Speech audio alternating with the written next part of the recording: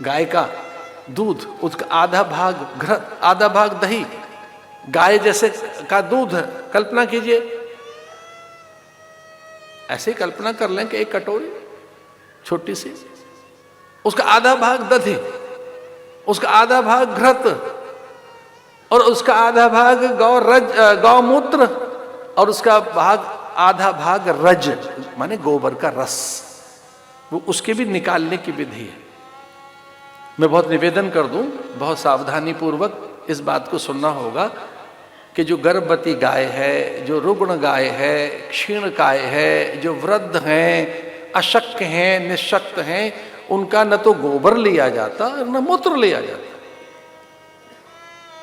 पंचगव्य में जो शास्त्र का सीधा सीधा निर्देश है, पंचगव्य में कौन सी गाय का मूत्र लिया जाएगा, तो मैं आपको निवेदन कर दूं, जो गाय मां नहीं बनी है, जो बछड़ी है, उसी का मूत्र लिया जाएगा।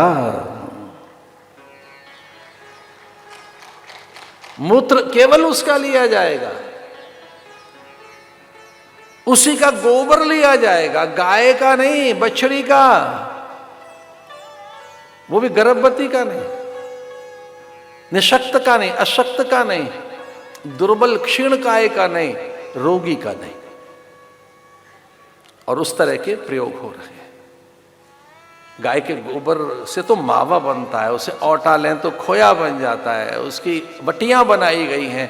लेकिन जिनको ये प्रयोग आते हैं, जहां ये प्रयोग हो रहे हैं, जहां ये अनुसंधान हो रहे हैं, वहां से औषधियां लीजिए, प्रयोग कीजिए। ज्वर को उसी समय शांत कर देता है उसका स्पर्श, और वो उच्च रक्तचाप को स्थिर कर देता है। आप में से कुछ बच्चे बैठे हैं यहाँ, उनके समझ आती हो तो बताना चाहूंगा। एक पुस्तक इतनी प्रचलित हुई है पूरे संसार में, और सभी वैज्ञानिकों ने उसका आदर किया है। उस पुस्तक में एक वैज्ञानिक कारण बताए गए। वो पुस्तक का नाम है, इंग्लिश में बुक है वो, to kill cow means to end human civilisation. ये हमारे कार्यालय में जाकर कुछ लोगों से पूछकर आप सर्च इंजन में डालिए इसे, और आपको पता लग जाएगी कि पुस्तक कहाँ से मिलेगी, क्या है। वो आंखें खोलती है पुस्तक। एक देश तो पूरा भारतीय गाय से भर गया, ब्राजील। एक देश तो पूरा उरुग्वे भारतीय गायों से भरा पड़ा है। आपको सुनकर बहुत आनंद और उल्लास होगा, गौरवान्वित होंगे। इस धरती पर 13 देश ऐसे हैं जहां केवल भारत की गाय मिलती हैं और कहीं नहीं। उन 13 के 13 देशों में पूरे 13 देश ऐसे हैं जहां भैंस नहीं मिलती। भैंस मिलेगी तो वो मिलेगी चिड़ियाघर में।